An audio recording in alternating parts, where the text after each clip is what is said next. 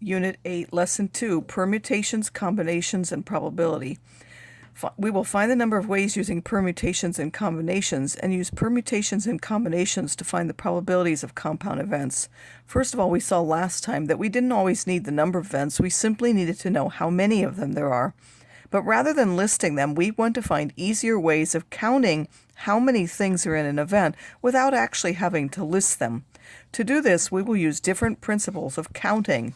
The fundamental counting principle is if there are n items and a ways to choose the first one, a 2 ways to choose the second item after the first one has been chosen, and so on, then we simply need to multiply those different things to choose the n items. So anytime we can break something down into steps, and we can find a different number of ways to do each step. So suppose there were 4 ways to do the first step, 3 to do the next step, and 10 to do the third step, we would multiply 4 times 3 times 10 to find the probability. This is the fundamental counting principle that we will use. The example, there are 7 members in a club. What is the number of ways to choose the 7 members of the club in order?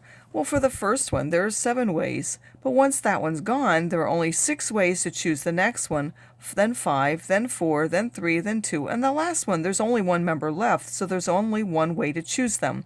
That gives us 7 factorial equals 5,040 ways, where factorial means that you take how many are in it and you multiply downwards 7 times 6 times 5 times 4 times 3 times 2 times 1.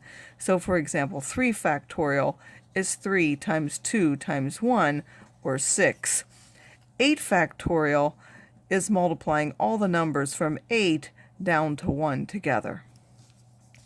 What are the number of ways to choose a president, a vice president, and a treasurer? Well, since there are only 3 positions, there are 7 ways to choose the president. Then from the remaining 7, because there are only 7 members in the club, 6 choices for vice president and 5 for the treasurer. That gives 210 ways. We want to be able to find these things in terms of what are called permutations and combinations.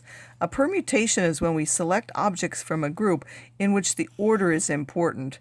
So if we have the letters A, B, and C, if they're in different orders and the order is important, these are all different permutations of the letters A, B, and C.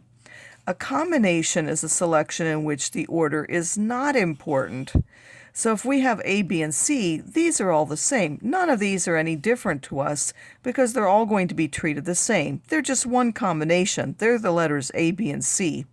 There would be 4 combinations if we use the letters A, B, C, and D if we're only picking 3 letters, because we could have A, B, and C, A, B, and D, A, C, and D, or B, C, and D.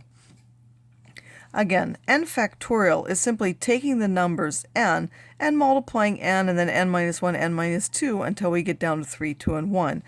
One thing you have to remember is that 0 factorial is defined to be 1. And that's simply so that it can be used in formulas and give us the correct answer. So the number of permutations of n objects taken r at a time is npr equals n factorial over n minus r factorial. You don't have to remember the formula. We're going to use a button on our calculator. And the number of combinations of n objects taken r at a time is ncr, which is n factorial over r factorial times n minus r factorial. Again, permutation is when the order is important. Don't forget that, because although we call them combination locks, they're really permutation locks. So again, to find permutations and combinations, you're first going to put the math button. Then you will move over to probability, and you will find all of the different items that we want. We have in number 2, we have NPR, 3 is NCR, and then 4 is the factorial. Those are the buttons that we're going to use to calculate probabilities. To use these, you can either click the button and it will, at least in this particular version, will give me boxes. Or if you wanted 5, choose 3, you would put the 5, then put this button, and then the 3. So on the second page, we have 7 members in a student club. Again, we want the number of ways to choose a president, a vice president, and a treasurer. Before we use the fundamental counting principle, now we're going to use permutations and combinations. Since these are different offices, the order is important because the first person that we choose will become the president, the second person will become the vice president, and the third one will be the treasurer. And since they have different positions and different duties, the order that we choose them in is important. Again, that's simply from the 7 members, we're choosing 3, and since the order is important, that's a permutation. So again, I'm going to show you 2 different ways to do that. Again, some of you can simply go to option 2 and put that, and it will give you little boxes to fill in. You simply put in the 7 and the 3 and find that that's 210. For the rest of you, you might have to push the 7 first, then go to the math button, find the probability, and then put 3, in which case the 7 will show up in that first blank. Some of you have to do it that way. On this calculator, it's a choice. What are the number of ways to choose 3 of the members to go and talk to the principal? Well, they're simply all going to go and talk to the principal. This is simply a combination because they're all being treated the same. There's no difference in what we get from one to the other. So in this case, this is a combination of 7 choose 3.